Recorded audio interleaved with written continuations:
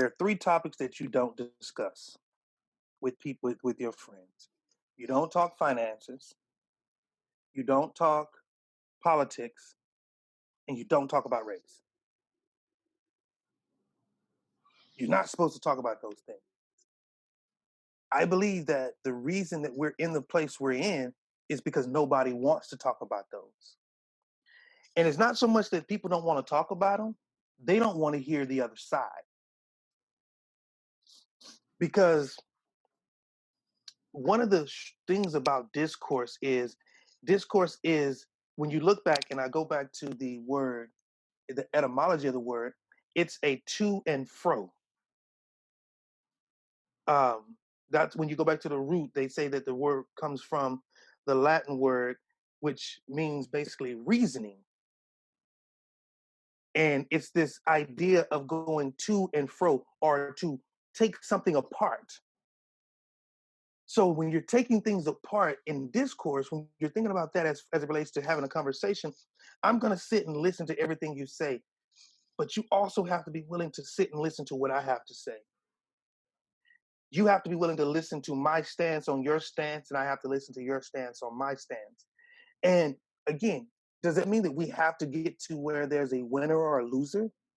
No, I'm 100% on board with Simon Sinek to say that we're not in this finite game. Mm. We're not in this game to say, you're a loser, Kyle, because I won this argument. And I won. We're in the infinite game to say that this relationship that we have through our discourse is going to get stronger because we talk this out. I understand where you stand. I know where your point of view is coming from. And even if I don't fully accept your point of view, I at least know where your footing is.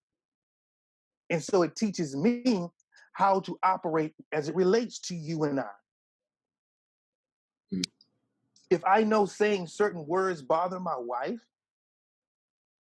then guess what? I'm not going to say certain words around my wife. Right. And to clarify that point, Simon Sinek, the author, his most recent book is called The Infinite Game, in which he talks about finite games which have a score. There has to be a winner and a loser, and infinite games where the whole point is just to keep the game going. And if you think about the game as, and he references education a ton, like there's not a winner and a loser.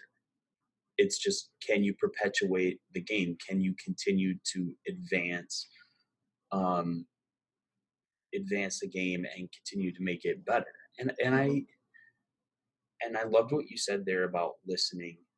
How often do you feel like you run into someone or you hear of people that say, I don't want to talk about religion, race, finances, politics, because the other side isn't willing to listen to what I have to say? A lot. Because again, most people want to talk, they don't want to listen.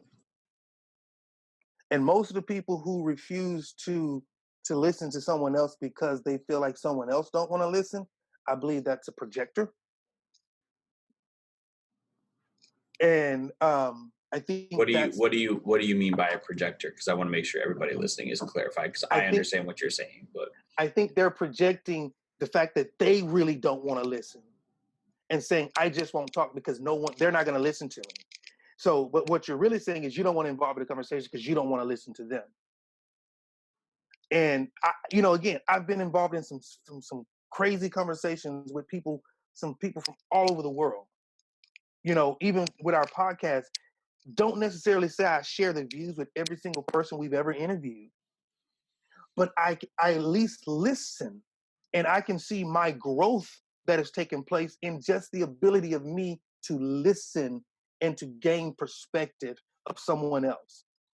All too often when we're engaging in conversation, what we're really telling someone when I want to talk is, I want you to listen to me.